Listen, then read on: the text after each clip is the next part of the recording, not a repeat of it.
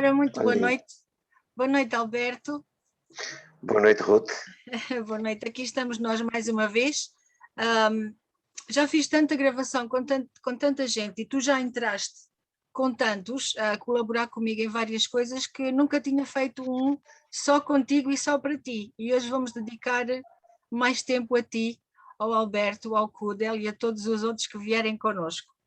Alberto Kudel, pseudónimo de António Alberto Teixeira de Sousa, nasce a 14 de janeiro de 73, Baião, norte do Rio Douro, e depois passaste para Vila do Conde, onde estudaste até ao 12º ano. Correto. Atualmente vives na área metropolitana, Vila Franca de Xira, onde trabalhas em Lisboa, certo? E em 1991 escreves o teu primeiro poema. A partir daí, começas a escrever mais intensamente em 1993 e em 2016 publicas o teu primeiro livro, Entre Pontos e Vírgulas, Poesia. Exatamente. Que foi fruto de um concurso, numas coletâneas onde participaste, Retrato de Mim, realizado por Mica Penha. Exatamente. O segundo livro nasce em 2018, ainda hoje a falar com outro poeta, ele disse-me que para nós mulheres o livro é um filho e para os homens é um amor. Então nasce o teu segundo amor, que é o... já sei, que já vais dizer alguma coisa. O Silêncio que a Noite Traz, que foi fruto do primeiro prémio da antologia do Jardim das Palavras da Orquídea Edições, certo? Em 20 de janeiro de 2019, eu fiz o meu trabalho de casa. Em 2019, lanças o teu terceiro livro, que é Como Fazer Amor, inserido numa coleção de poesias coordenada por João Dórdio, em parceria com a Infinita. E eu acho que eu estive a fazer algumas pesquisas e a ler, e eu acho que, como todos nós, a tua escrita foi evoluindo, mas quando escreves o Como Fazer Amor, entras aqui numa fase um pouco mais aberta e um pouco mais corajosa, que é uma coisa que de vez em quando a nós, poetas e escritores, nos dá alguma dor de cabeça, mas já lá vamos.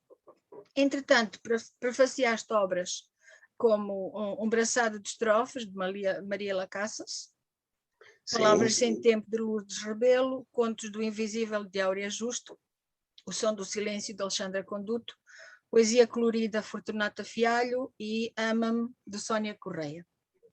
Correto. Para além deste percurso, começaste a fazer outras coisas e eu vou começar partilhando um poema que se chama Teu, que se chama Cego, Seja Eu dos Meus Olhos.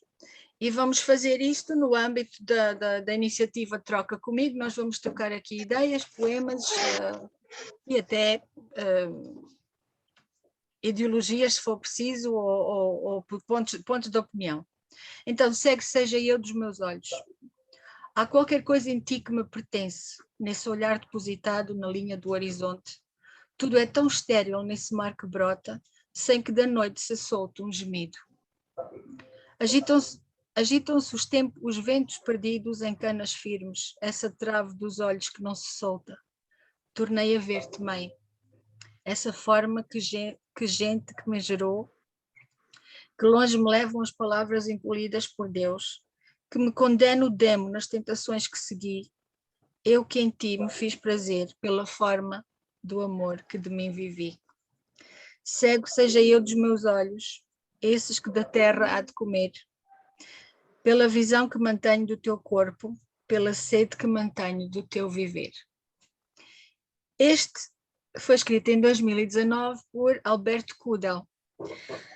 Alberto, quero-te só fazer, vou-te dizer uma frase e quero ver se tu concordas comigo. Quanto mais o poeta se esconde, mais se expõe. Concordas? Mais se revela, sim. Mais se revela. Mais se revela ou mais se expõe? Mais se revela. Mais se revela. E os heterónimos? Os heterónimos também são parte da revelação. Também são parte da revelação da pessoa humana, não propriamente do poeta, mas da pessoa humana. Os heterónimos são traços de personalidade que todos nós temos, mas que são mais evidenciadas e mais vincadas. Certo. Em que enquanto eu, como Alberto Codel, escrevo para toda a gente, eu, como Joana Vela, não escrevo para toda a gente. Claro. A maior parte dos homens não entendem aquilo que lá está. Aliás, tu tens a Joana Vala e eu tenho um Zé Maria, e há quem nos chame, inclusive, e eu tenho de dizer isto porque tem sido conversas que temos tido paralelas, chamam-nos um pouco ou bipolares ou com alguma disfunção ou passa-se alguma coisa, precisamente porque usamos os heterónimos. Também já tive quem me tivesse dito que o poeta usa o heterónimo para escrever o que não tem coragem de escrever, o que para mim não é isso. Podemos dar inúmeras mas ideias. Para isso bastava existir o pseudónimo. O pseudónimo. O pseudónimo é exatamente esconder a identidade do poeta. Exatamente. O heterónimo é escrever um traço à semelhança de pessoa. A pessoa criou personagens inteiras com data de nascimento, com profissão, com tudo, com traços de personalidade muito próprios. E muitas das vezes é o que eu tento fazer nos heterónimos. O heterónimo tem uma forma de pensar distinta da minha. Completamente. Não é que seja totalmente distinta. Não é que seja totalmente distinta da minha. É eu criar uma personagem num romance.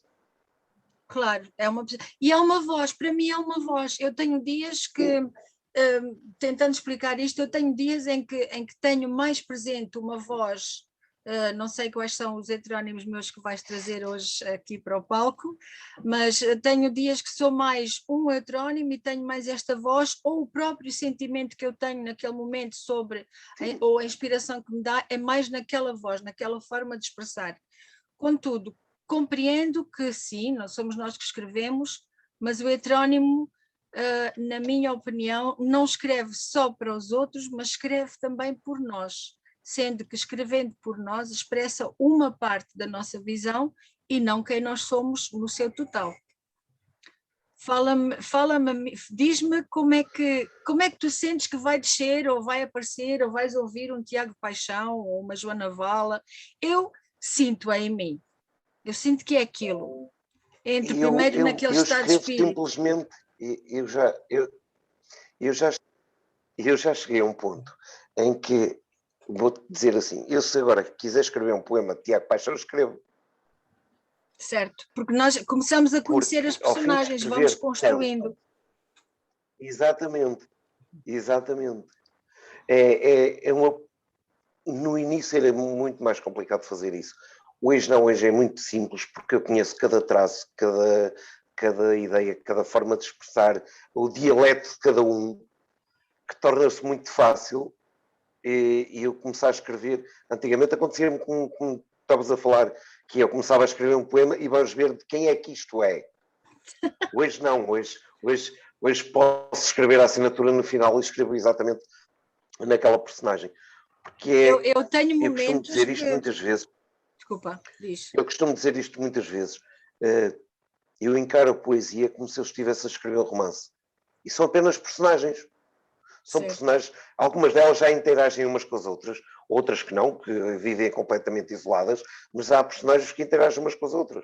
Sem dúvida, sabes que eu tenho uma das vozes que eu tenho, chama-se voz, e é muito interessante porque eu vejo-as a ter diálogos uma com a outra, e já escrevi poemas onde começa uma voz e depois no fim, por exemplo, tenho a voz que responde ou que dá uma conclusão ou que fecha o poema, como se fosse um poema escrito a duas mãos, como nós já tentámos fazer sim, e já fizemos. Exatamente.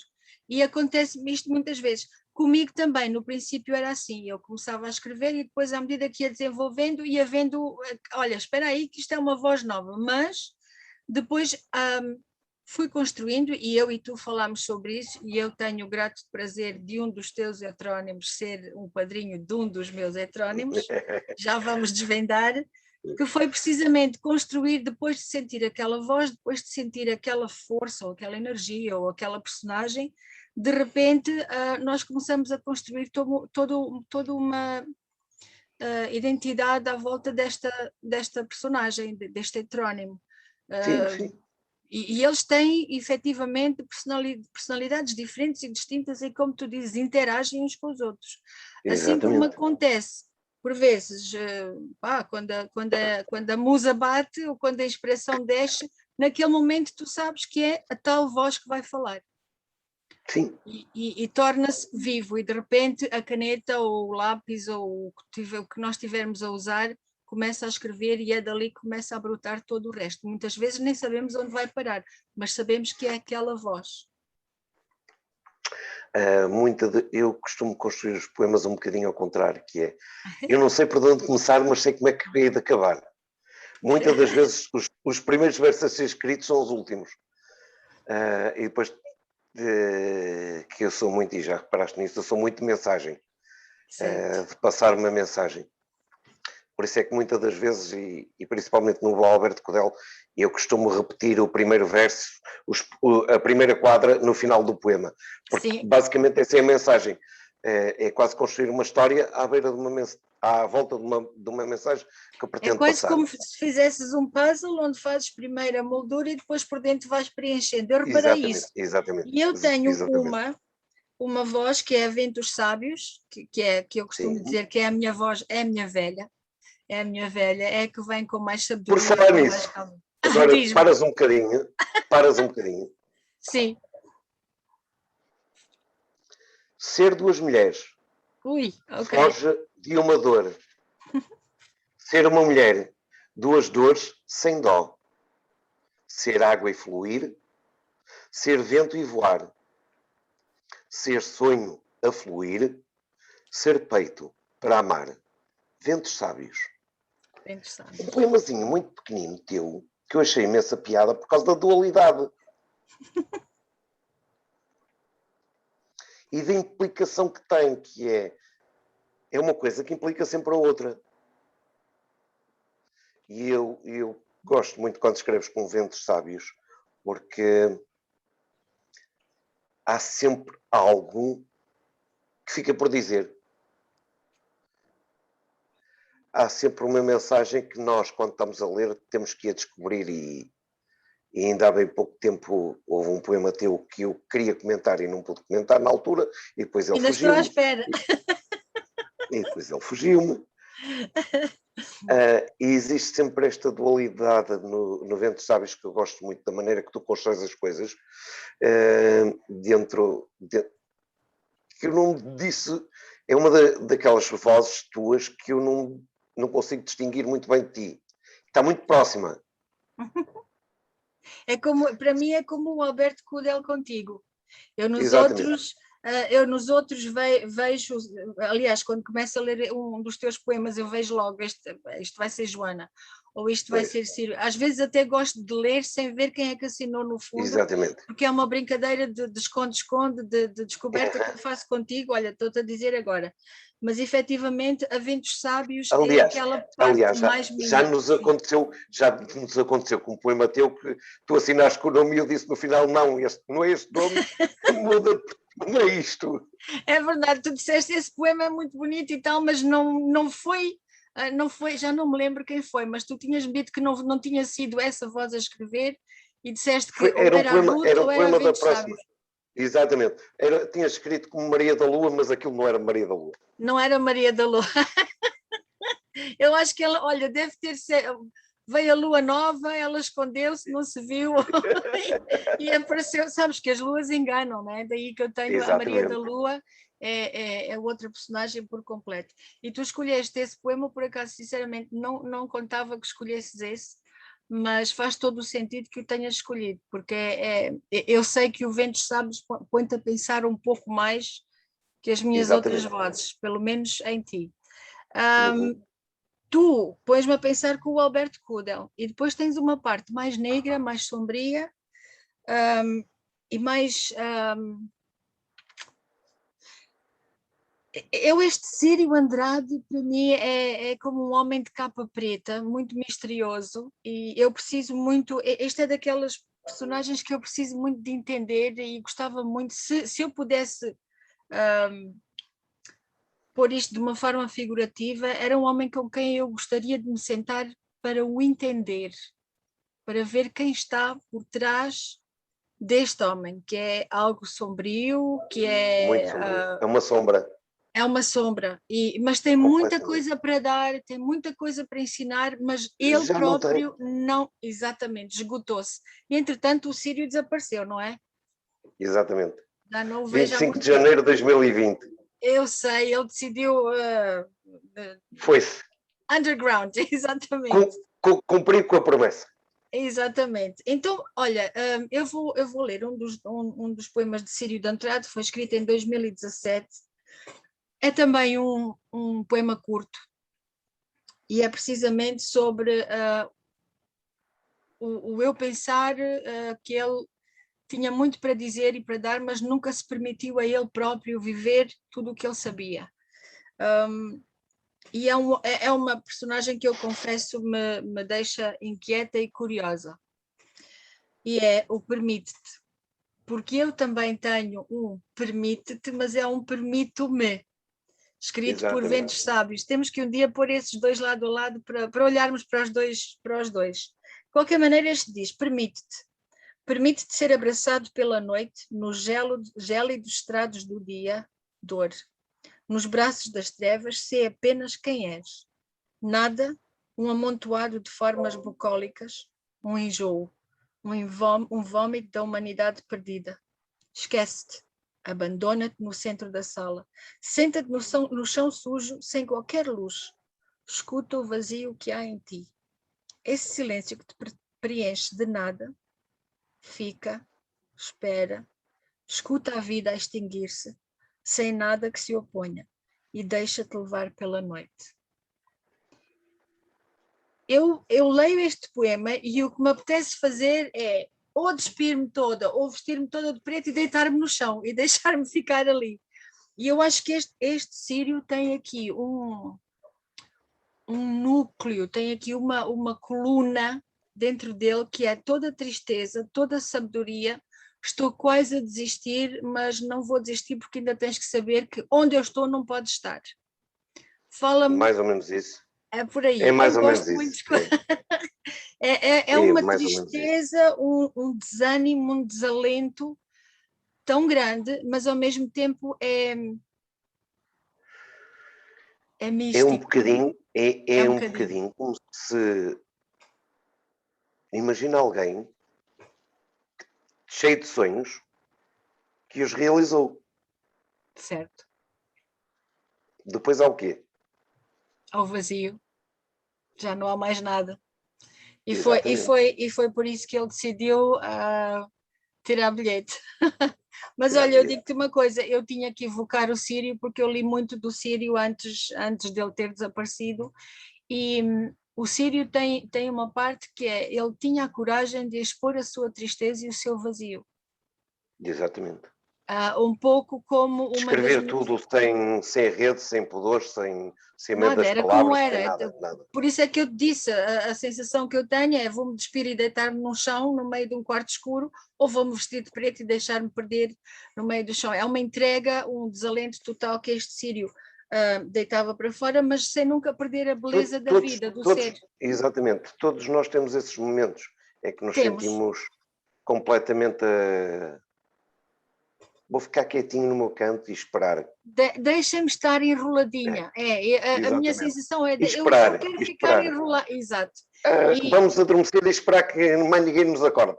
e se calhar amanhã até nem chega, e se chegar que venha devagarinho, Exatamente. porque eu acho que todos Exatamente. nós, quem escreve poesia, tem estes momentos de Não melancolia é só nós, profunda. não é só nós que escrevemos, toda a gente tem. Sim.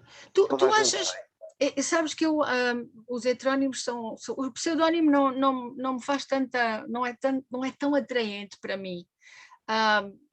Peço desculpa pela minha opinião, mas o heterónimo para mim é quase como se fosse uma voz interior que é uma voz coletiva, quase que se apanha uma onda toda que está lá fora e entre nós, isto até parece Exatamente. uma Exatamente. conversa mais louca, mas entre esta memória coletiva ou este sentimento coletivo em nós e nós Cada transbordamos. personagem, cada personagem são traços de personalidade distintos Certo.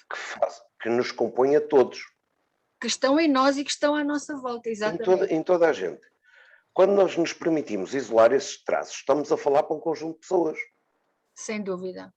Há uma franja dos nossos amigos, da nossa sociedade, que a personalidade deles é aquilo.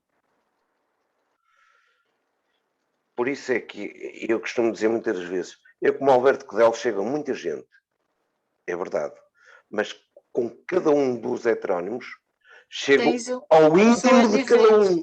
Exatamente. Mas ao íntimo, não é generalista, chego àqueles, porque eles quando leem sabem que aquilo são eles próprios.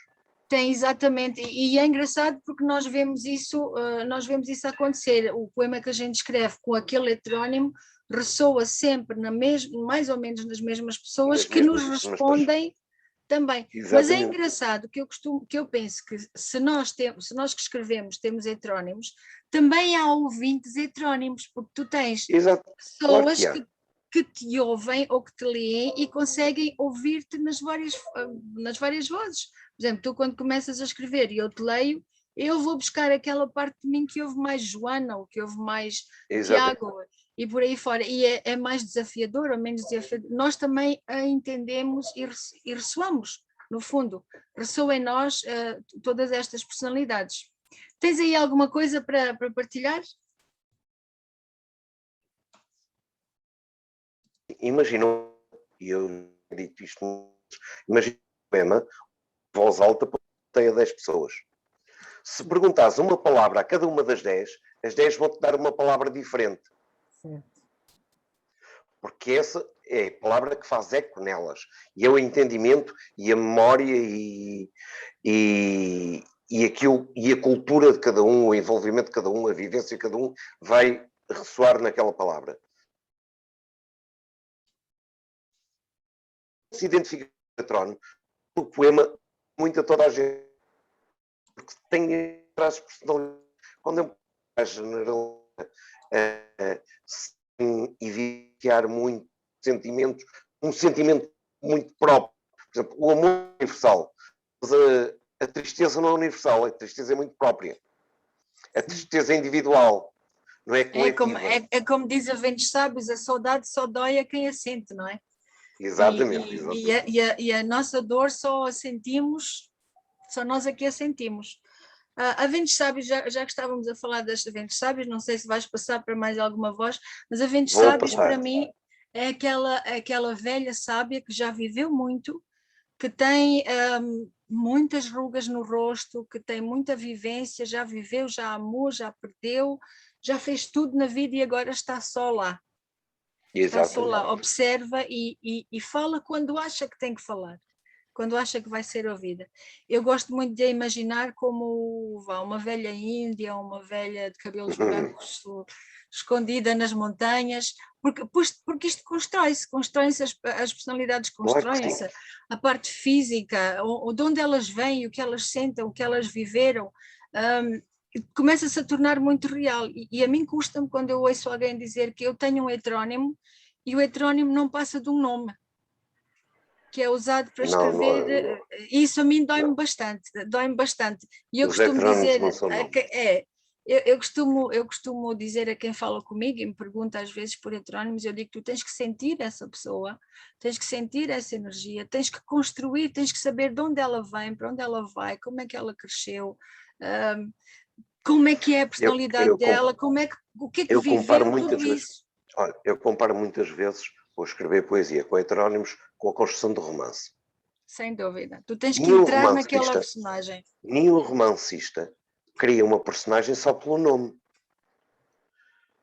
Dá-lhe um rosto, dá-lhe características próprias, maneiras de pensar. Ele tem que a construir inteira. Sim. Senão o romance não vai ter pernas para andar.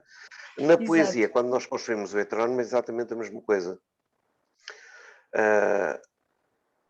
Nós temos que construir a pessoa, temos que lhe dar rosto, temos que lhe dar voz, é inclusive ouvir a voz de cada uma. Inclusive o parceiro, a parceira com quem vive, quem a fez assim. Exatamente. E não sei se queres entrar aí com alguma voz. Eu quase que adivinhava quem, mas vamos ver. Não adivinho. Não? Ok. Não, bem com a Maria da Lua. Pronto, olha. para mudar um bocadinho, porque senão a gente leva isto aí de caminho, estamos a falar em coisas que não têm nada a ver com isto, mas enfim. Mas é sempre assim connosco. Olha, e fui buscar este porque entrou há bocadinho o outono. Sim. E então chegam as primeiras chuvas. Opa, foste buscar esse, ok. Ok. Chegam as primeiras chuvas. Chegam as primeiras chuvas, frescura. Acolho-as no meu peito. Rego o coração, sabendo que no sol seco da saudade, cada brecha, feita por noites secas, onde o amor a semente já não brota, deixará escorrer águas mil. Torrentes, enchentes vazias, lágrimas corridas, azul profundo do mar, tesouro escondido, o meu coração partido. Chegam as primeiras chuvas, frescura.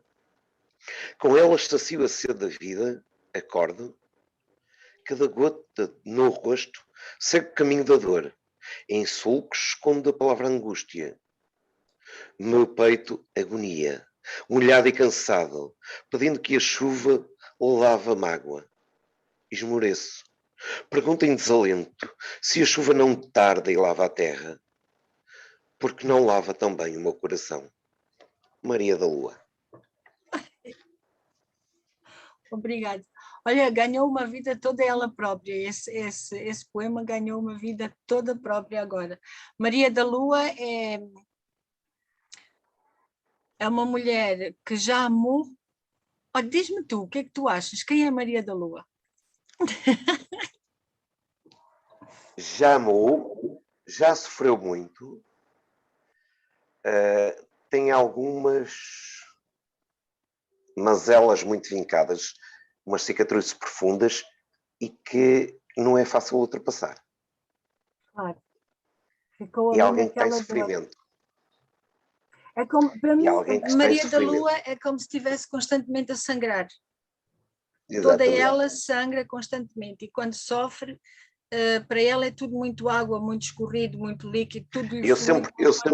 Eu sempre que leio os poemas de Maria da Lua, no final ocorre-me sempre uma palavra socorro. É como se ela estivesse constantemente a pedir ajuda. Aliás, já te pus isso em comentários. Cada poema dela é um pedido de auxílio. Talvez uma Joana Vala que nunca teve hipótese de falar. A Joana Vala é um bocadinho diferente. A Joana Vala idealizou uma relação que não tem. E que Por falar praticamente não em existe. Joana Vala, vamos pegar aqui na Joana Vala que eu tenho aqui. Joana Vala, A Dor de Ser. E é engraçado que eu tenho... aliás, uma coisa que é muito engraçada entre tu e eu é que existe muitas vezes uma sintonia e muitas vezes estamos tão sincronizados nos poemas que até me faz impressão. Acontece muitas vezes tu e eu lançarmos um poema ao mesmo tempo e estão à volta do mesmo tema ou da mesma energia. Eu às vezes penso, este homem parece que está dentro da minha cabeça. Ou tu estás a escrever alguma coisa e eu acabei de escrever um e eu digo, parece que o li. Ou às vezes até parece o teu poema e a minha resposta e vice-versa. E por pegar nisso, como eu tenho uma que é A Dor de Ser Mulher, tu tens um, Joana Vala, que diz A Dor de Ser. E diz, enraivecem-se esses olhos famintos de macho, essas palavras de fêmea que os desculpam, essa culpa atirada aos ventos pelas vestes, dói-me a falta de senso e o não poder ser tão somente eu, igual, diferente, ser mulher e gente.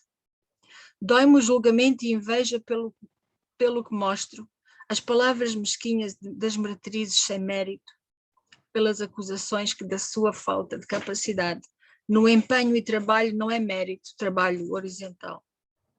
Onde reside o sexismo? Neles? Não. Nelas, nessas infelizes sem valor.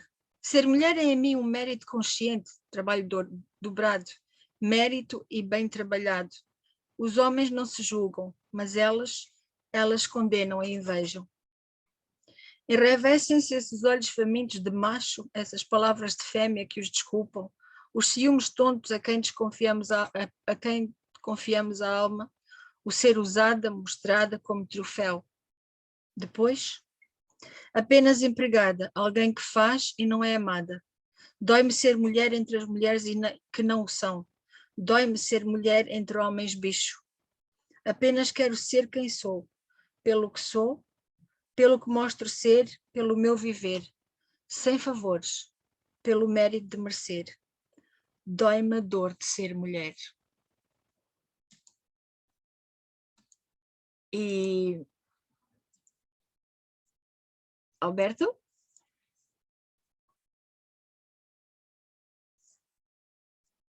Este é um poema que retrata muito aquela mulher que se constrói a si própria para agradar o seu companheiro e depois sofre uma tremenda desilusão porque repara que afinal de contas não é o que ela pensava, não é o que ela via. E entretanto, vive também numa sociedade onde há, e nós já abordámos este tema no outro live, que existe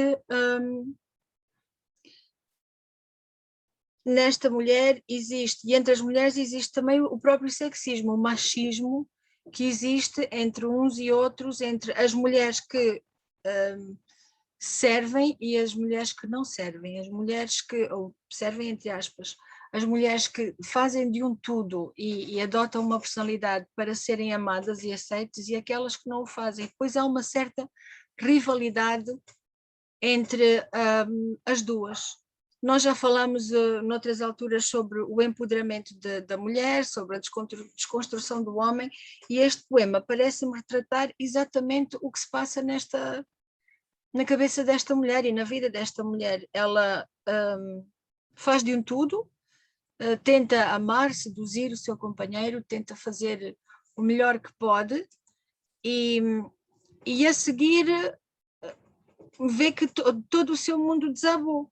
Todo o seu mundo desabou e afinal não é nada do que ela queria. E dói-lhe porque afinal parece que ela tem uma personalidade feita por cima da sua própria personalidade e não valeu a pena. Enquanto tu estiveste um pouco fora, eu fui falando sobre Joana Val e o que eu pensava que era esta mulher. Já cá estou outra vez. Sim, já percebi. Entretanto, enquanto tu estiveste um bocadinho desligado, foi aqui um problema técnico. E um problema técnico do meu lado. Sim, olha, continua. Mas enquanto estiveste, eu li este poema todo de Joana Vala, da Dor de Ser, e onde eu comentei o que eu acho, ou o que eu sinto que se passou com Joana Vala, ou o que se passa com Joana Vala.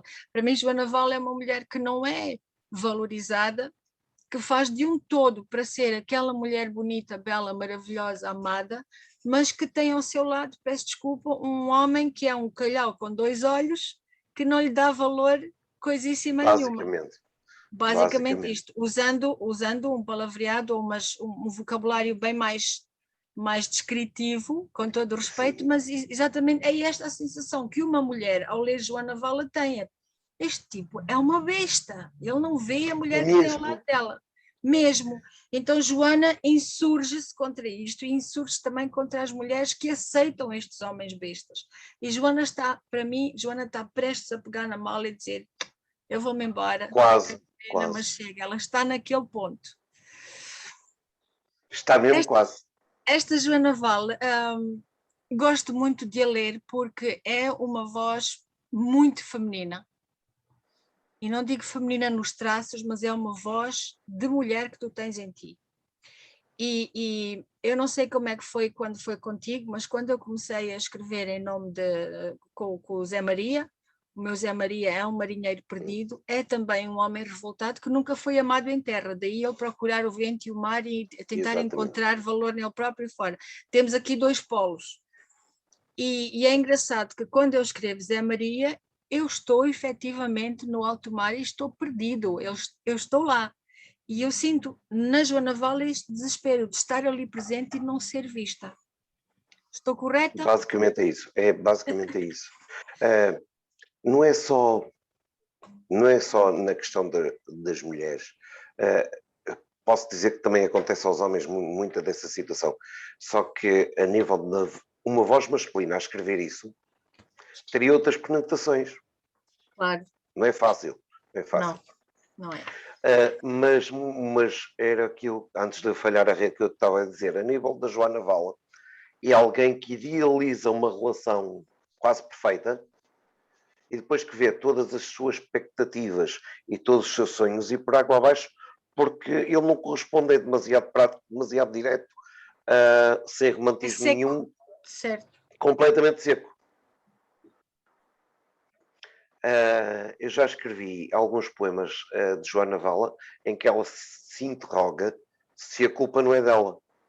Exatamente. Esta personagem remonta-me e leva-me muito para as mulheres vítimas de violência doméstica, a mulher vítima de negligência, de falta de amor, as mulheres desamadas, não digo mal amadas, digo as mulheres desamadas, aquela mulher que apaixona-se pela ideia de estar apaixonada e depois quando a vida bate à porta ela vê que ali não é um príncipe, ali é uma pessoa... Exatamente. Aliás, é um sapo e é daqueles mais feios, porque ela de repente faz-se luz e ela percebe que, aliás, ela diz, penetra-te profundamente a alma sem que me vejas, e quantas vezes, e todas nós mulheres vão perceber isto, e eu tenho a certeza que homens também devem sentir isto, por parte de quem está com eles, que é, eu faço de um tudo para te ver, mas tu não me vês. Eu faço de um tudo para ser amada e não me sinto amada. Às vezes até pode ser amada, mas não se sente amada, porque não está dentro do que ela tinha pensado, esperado ou sonhado. E idealizado. E eu costumo dizer muitas vezes, e nós costumamos pensar e dizer, e quando discutimos, uma frase muito gira que é: tu não me ouves. E eu costumo dizer de outra forma. Não é? E as pessoas não nos ouvem, as pessoas falam em outra linguagem. Exato. Numa conversação, e acontece normalmente entre duas pessoas, mas então entre o homem e a mulher isso acontece, é muito mais notório, que é o homem dizer uma frase e a mulher não a entender no sentido que o homem disse. E ao contrário é a mesma coisa. Porque nós muitas vezes ouvimos na defesa, em vez de ouvirmos na abertura. Nós não ouvimos ativamente. Já temos uma ideia pré-concebida da resposta. Portanto, e daí começam as coisas a acontecer, que entrávamos agora em todo o outro mundo. Mas a minha Ventos Sábios costuma dizer... Exatamente. A minha Ventos Sábios tem um poema onde ela diz, quando falares comigo, quando te queixares de mim, não fales de mim, fala de ti. Fala do que tu sentes. Realmente exatamente. É muito diferente eu dizer tu magoaste-me do que eu dizer eu sinto-me magoada por esta ação que tu tiveste. Falar exatamente. Na primeira pessoa é sempre bem mais fácil. Ventos Sábios fala muito na primeira pessoa ou para alguém que ela não está a ver. Ao passo que Maria da Lua fala para dentro. Maria completamente. É muito introspectiva, ela tem aquele coração com aquela racha, como tu dizes, e dessa racha, dessa ferida, saem as águas, as emoções. Maria da Lua, eu acho que a Maria da Lua está constantemente a tentar se explicar ela mesma. Engraçado. Sim, está sempre a tentar perceber porquê que eu estou aqui, como é que eu vim aqui parar, como é que isto acontece. É uma mulher que está naquele devaneio, quase que numa loucura, quase que entrar numa loucura, a pôr-se de uma forma muito alheia a toda a resto da vida, porque não consegue compreender nem digerir a dor dela. E essa é a minha Maria da Lua. Fala-me aí, não sei se tens aí alguém, que eu já falei na Joana Vala, porque eu tenho aqui um heterónimo teu que está aqui a saltar. Se ele fosse pessoa, estava aqui a dizer, agora sou eu. Pode vir a filhada? Pode vir a filhada. Maravilhoso. Olha, já agora, se quiseres-me falar da afilhada, como ela te chegou a ti, eu teria muito, muito gosto em ouvir. É que foi um desafio assim, nasceu entre nós. Esta afilhada nasceu entre nós. Engraçado, a construção do nome foi muito engraçada. Foi, conta-nos. entre duas divindades, uma do norte e outra do sul, uma do conhecimento grego e outra dos bárbaros do norte. É uma personagem complicada. Eu acho muito que complexa. de todas as personagens que tu tens, esta é das mais complexas. Porque consegues misturar. Eu acho que ela devia ter 2 padrinhos. Opa, vamos lhe fazer um batizado. Eu acho que ela devia ter não só do Tiago Paixão, mas sim também do Ciro de Andrade, porque ele mistura um bocadinho. Mas o Sírio desapareceu quando a Dogoda chegou. Um desapareceu e o outro chegou, não sei se tu te lembras. Epá, se calhar deixou ela toda a sombra. Deixou-lhe um legado.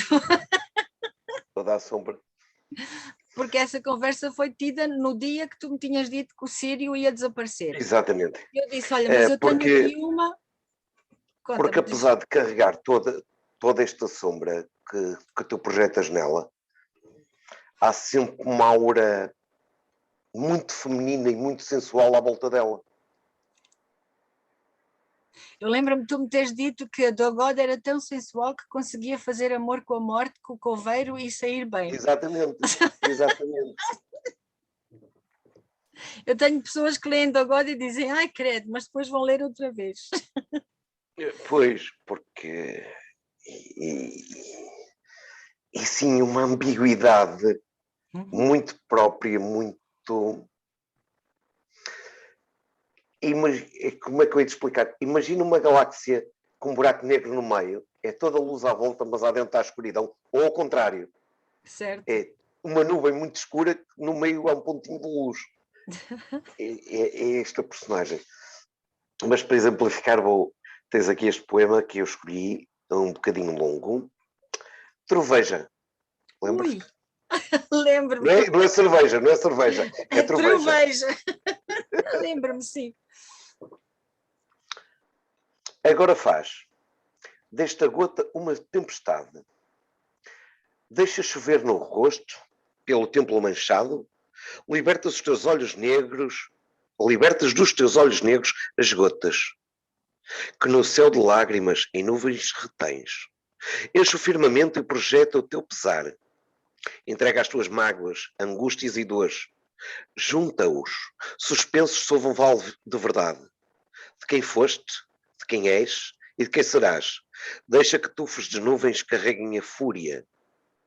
Troveja no teu mundo, lança de ti a tempestade, que chovam raios e coriscos, rasgos dos ares, relâmpagos, rasgos de força que façam sentir, que nem deuses e deusas de ti discordem, sendo que eles mesmo te põem à prova. Troveja, epá! Faz-te chuva, tempestade, vendaval e furacão, faz-te firme onde vais. Não ao tempo te liberto, faz-te vento no inverno e se brisa no verão. Faz-te vida e agita, remoinho em mar aberto. Troveja, vira tudo ao redor. Sai raio da tua espada, tempestade da tua dor. Sejam gotas de verão, cada lágrima largada. Deixa tudo então passar. Do teu peito acalmar. Verás então claramente, quando a tempestade passa, que deixa tudo no lugar. Isto é uma revolta enorme, mas afinal fica tudo na mesma. Não, eu acho que é uma revolta enorme, mas no final tudo foi revirado para que ficasse no sítio onde vinha estar. Dogoda para mim é muito, exatamente, Dogoda para mim é muito visceral, ela vem-me das entranhas, vem desta parte é uma explosão. Mesmo. É uma explosão e às vezes uma implosão. Ou seja, é sempre aquela dualidade. Ou uma sempre nuvem, aquela. ou uma galáxia com um buraco negro no meio, ou uma nuvem escura com uma luzinha lá no fundo. Dogoda consegue pegar, fazer uma tempestade, espalhar tudo e depois dizer, pronto, estás contente e agora vamos começar de novo.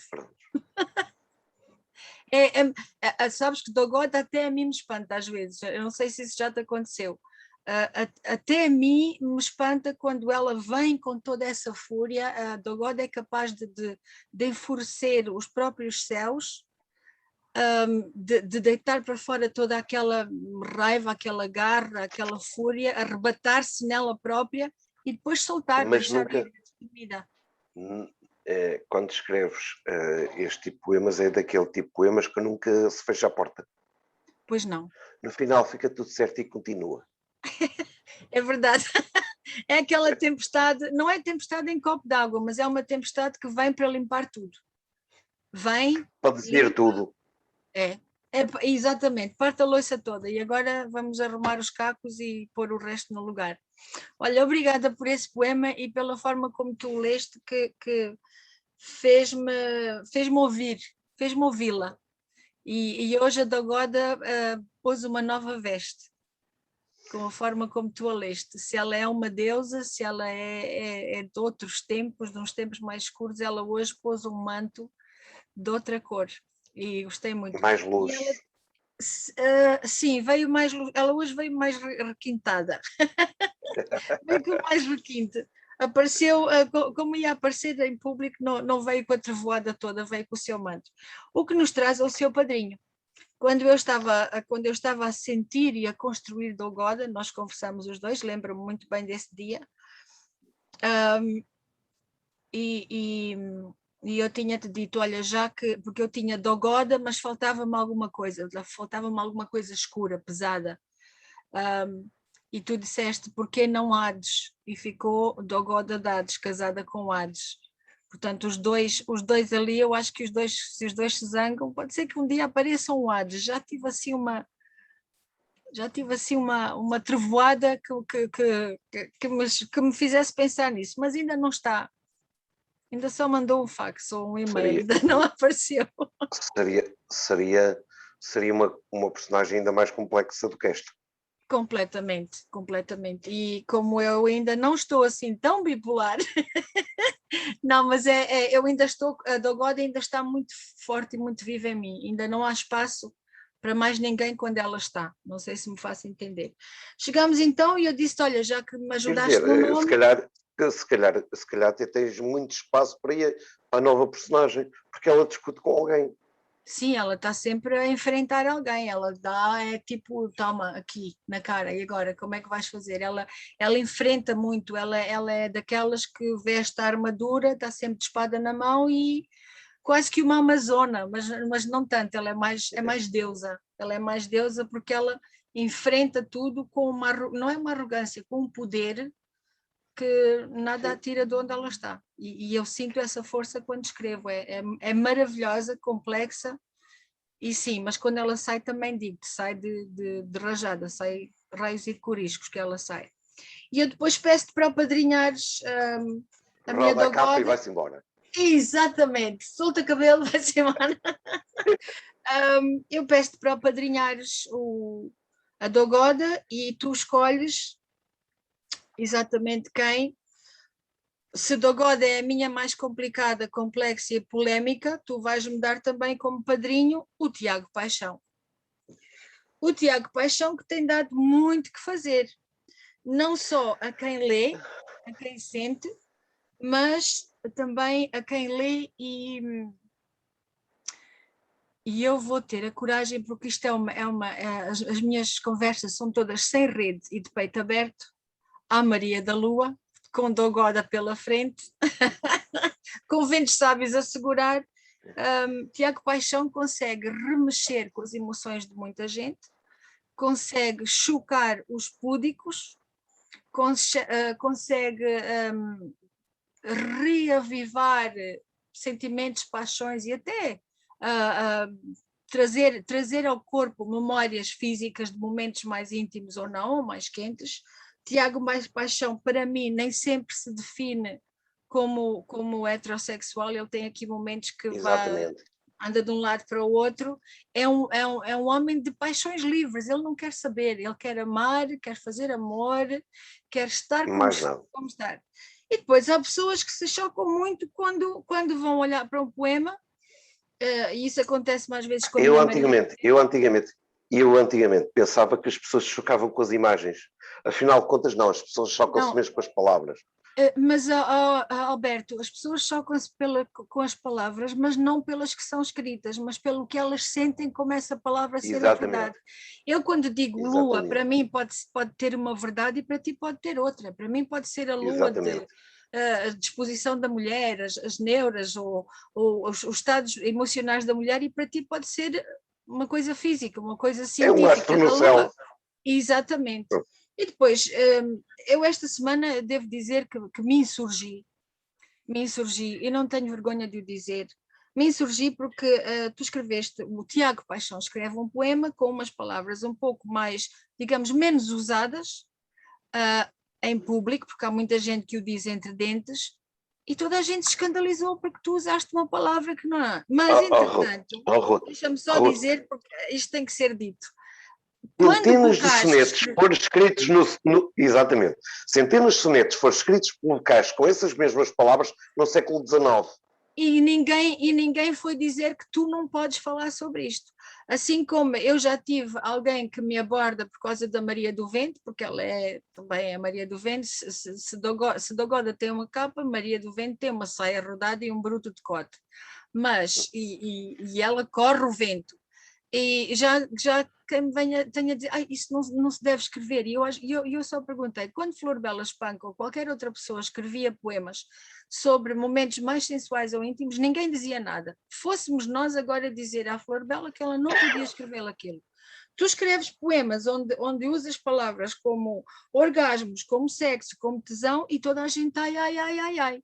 Eu vou ler um poema do Tiago Paixão, que não é o que me apetecia ler, mas vou ler outro. Pois. Esse que apetecia é complicado porque a própria rede social pode bloquear.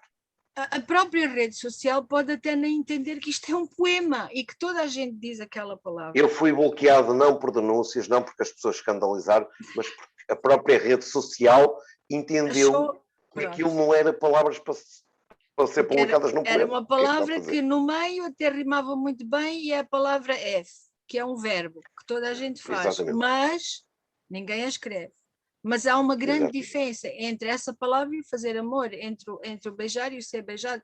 Há muita coisa que pode ser vista. E eu peço às pessoas que nos leem, eu peço aos nossos leitores, neste caso aos meus e aos teus, que, por favor, tenham a mente aberta. Um poema é só um poema. Um poema é só um poema, mas um poema não é só um poema. Um poema é tudo o que for sentido por quem o lê. O poema só é poema depois de ser lido. Olha, vou-te só dar um exemplo, que é o título do meu último livro. Eu, cada vez que digo o título do meu último livro, toda a gente se ri e pensa que aquilo é um manual erótico. E não tem nada a ver com aquilo. Não tem nada a ver. Que é como fazer amor.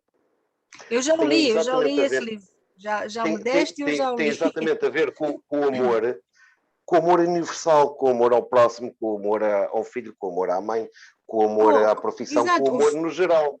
É o fazer amor em si, o gerar amor na vida. Exatamente. E as pessoas pensam logo, fazer amor, ir para a cama. Pimba. Ou fazer amor ou pimba, exatamente. E não é. Pimba. Quando este teu fazer amor, para mim, é o gerar amor na vida. Assim como o meu inquietudes, quando eu lancei, pensava, são as dúvidas todas. Não, são sentimentos. Há um verso que eu repito muitas vezes no final do Tiago Paixão, que é a tal palavra começada por F e acabada em era. Quem sabe até fazer amor. Exatamente. É diferente.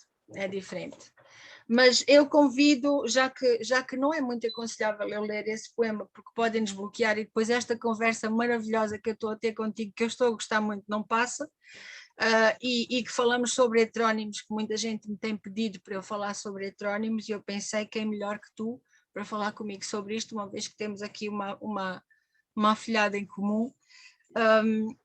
Escolhi mesmo para que tu e eu, pelo menos, tivéssemos a hipótese de explicar quem são os nossos heterónimos, porquê, para quem e como eles aparecem, como nós os sentimos, porque haverá 1001 outros poetas que terá heterónimos que também os sentem de uma maneira diferente. Sim, aliás, exatamente. Eu até quero fazer uma conversa... Exatamente. Eu até gostava de fazer uma... Eu gostava de fazer uma conversa de um troca comigo, mais um troca connosco. Entre tu e eu e mais 2 ou 3 escritores que eu conheço que usam heterónimos, e vou fazer o desafio. Um deles quase que tenho vontade de dizer, mas vou esperar, vou guardar a surpresa, que também está no grupo literário, no meu grupo literário, que também tem heterónimos, que também tem um heterónimo feminino, e eu acho que a tua Joana Val, esse heterónimo feminino, e o meu Zé Maria vão se dar muito bem, até Dogoda chegar, e a coisa vai pegar fogo. Mas eu vou partilhar o Tiago Paixão contigo, e fica então o repto para fazermos a 3 ou a 4, e convido-te para estares comigo outra vez. Exatamente. Aceitas? Boa. Claro que aceito. Então a saudade, na saudade do tempo que tenho, há apenas o tempo que espero. Estás-te a lembrar? Estou completamente.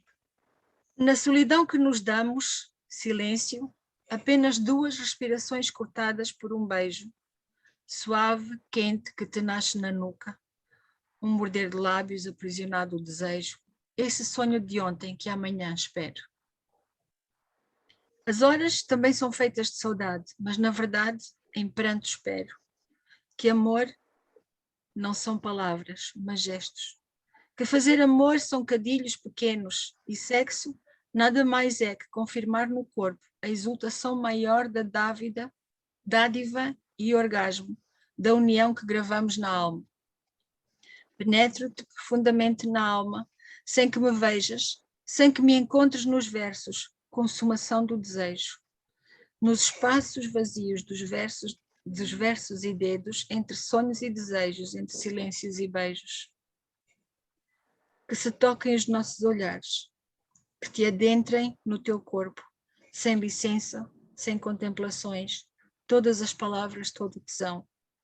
Provoco-te deliciosamente, provocação de me provocares, fiel ao desejo oculto no querer, não vejo, vendo o movimento das palavras que crescem em ti.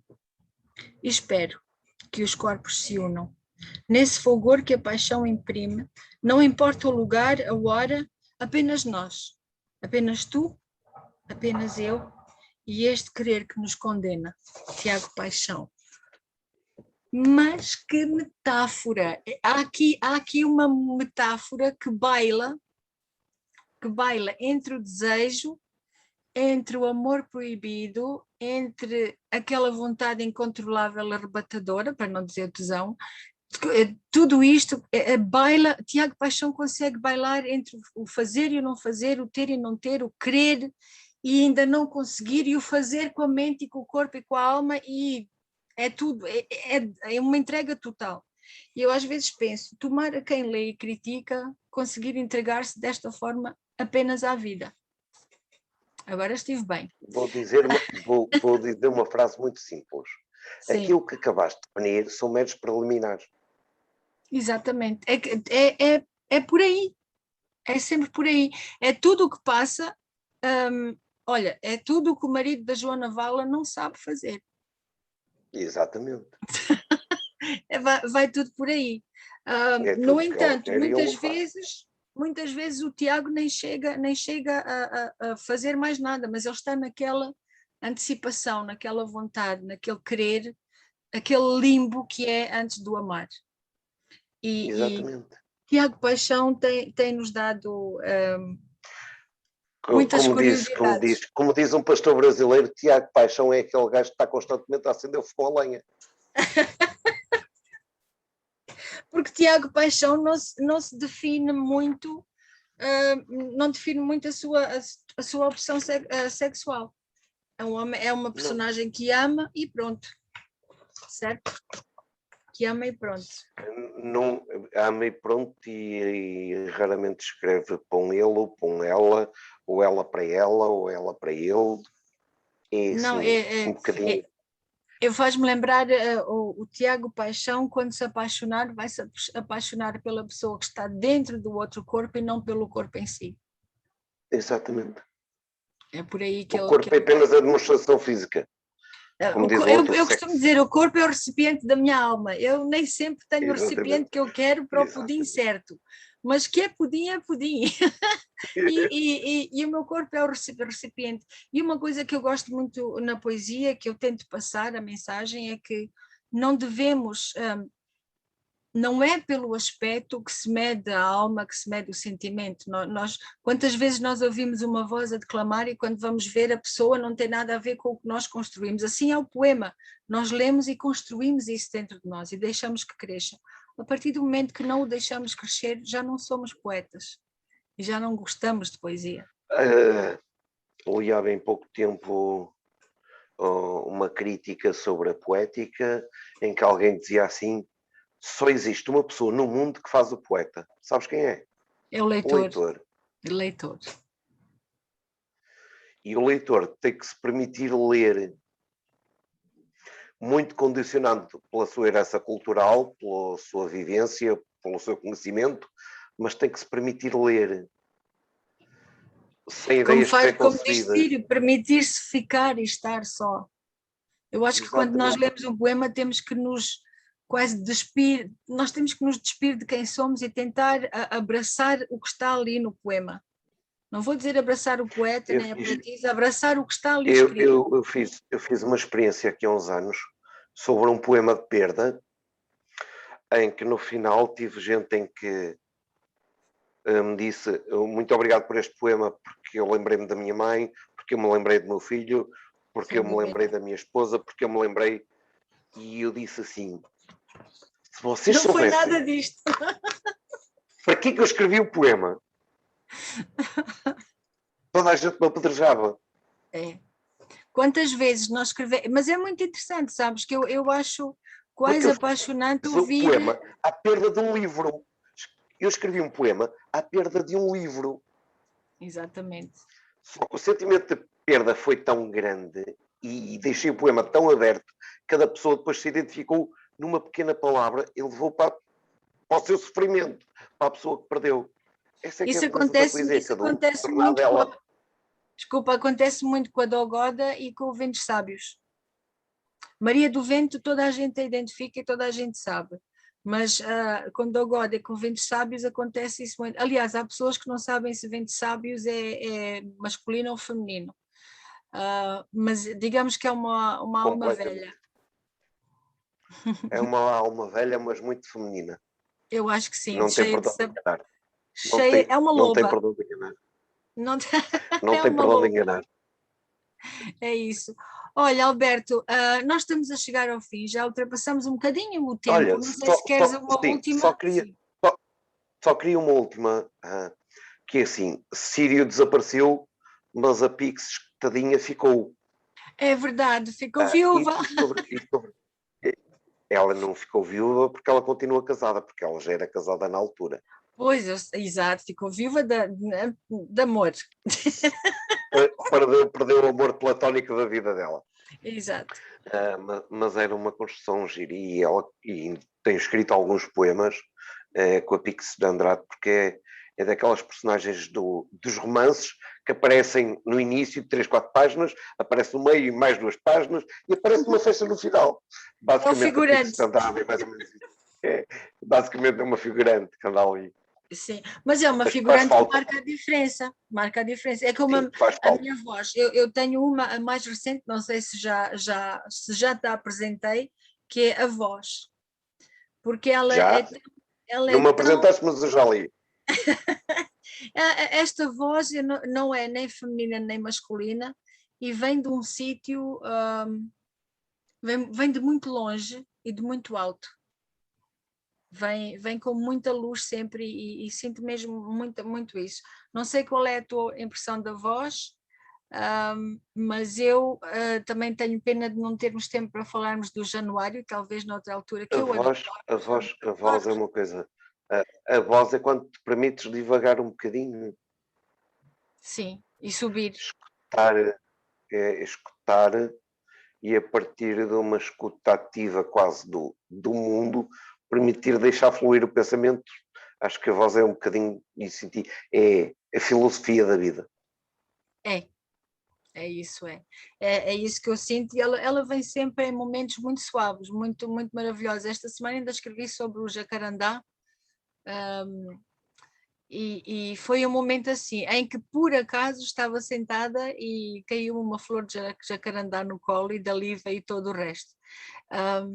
Alberto. Eu vou ver se encontro um poema que já estou farto de o procurar para publicar, que é um poema bastante extenso que eu tenho, muito giro, que é para pôr as pessoas a pensar, que é A Fé do Amendoim.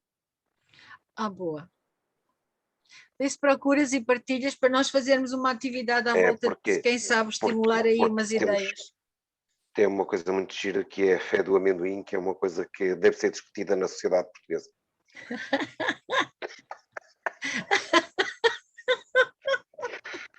Ou seja, lembras-te daquele texto 200 palavras? Sim. Basicamente são 2000. Sobre a fé do amendoim. Que... Tu nem me fales desse texto das 200 ou 300 palavras, porque criou... mas é engraçado que daí nasceram 1001 coisas que nada tinha a ver, lá está. Tudo dependeu da interpretação de cada um.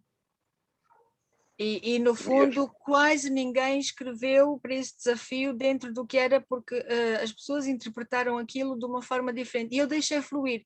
Foi uma experiência muito, muito, para mim, muito enriquecedora, silenciosamente enriquecedora. E chegamos ao fim. Olha, estamos no tempo certo para lançar outra vez o desafio das 200 palavras. Olha, que temos que falar nisso. 200 palavras ou discurso de um político. Não vamos, olha, já me bastam as eleições agora. Ou arte, não dizendo nada. Olha, e se nós vamos entrar por aí, vais buscar o teu Januário, que eu vou buscar o Zé Maria, e os dois numa esquina, numa tasca, a coisa ia correr muito bem. Era uma tertúlia toda a noite, uma tertúlia de sexta a domingo. Exatamente. Alberto, eu, por acaso, o tempo está mesmo a acabar, e já que falaste no Januário, eu gosto de Januário porque ele vai buscar as coisas mais básicas na vida.